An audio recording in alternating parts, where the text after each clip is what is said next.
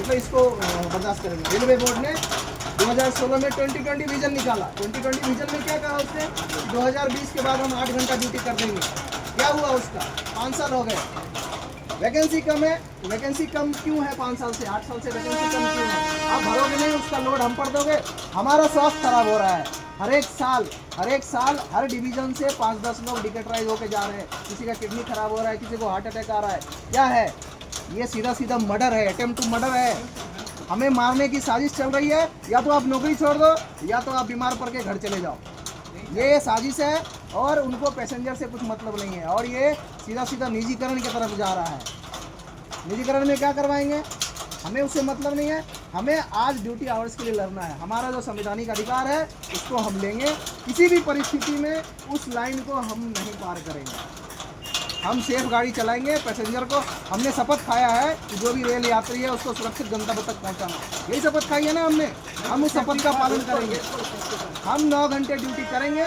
जहां सुरक्षित रहेगा वहां गाड़ी खड़ी करेंगे, उसके आगे काम नहीं करेंगे।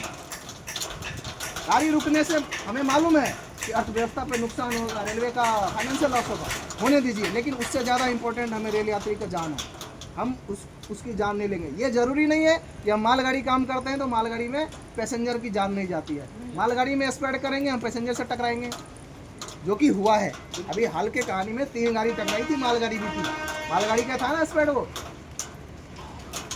तो इन सब चीज़ों को ध्यान रखते हुए हमें जो हमने संकल्प यात्रा शुरू किया 9 आवर्स के लिए, उसको कंटिन्यू बना के रखना है हमें।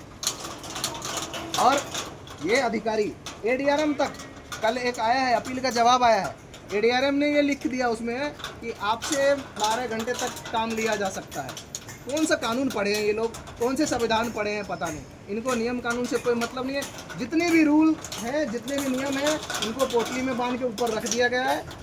उनको उनसे कुछ मतलब ही नहीं है। मालूम सब है, दिखाना नहीं चाहते कि ये चीज़ है। फंस जाएंगे ना। तो इस चीज़ के लिए सबसे बड़ी चीज़ है सांगठनिक ताकत। अगर आपके पास है तो हम विरोध करेंगे और उसको लेकर रहेंगे।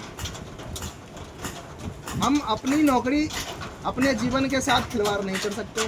पहला, हम सुरक्षित तो रेल सुरक्षित। आप फ्रंट लाइन स्टाफ है, आप सुरक्षित रहेंगे तभी रेल चलेगी।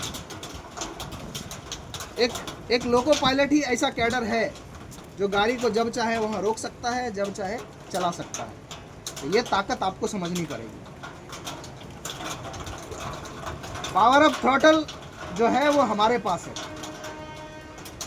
हम चाहेंगे जिस दिन उस दिन गाड़ी खड़ी होगी, जिस दिन चाहेंगे उसी दिन गाड़ी चलेगी। इस चीज़ को समझना पड़ेगा और इसकी ताकत दिखाना पड़ेगा। ये तानाशाह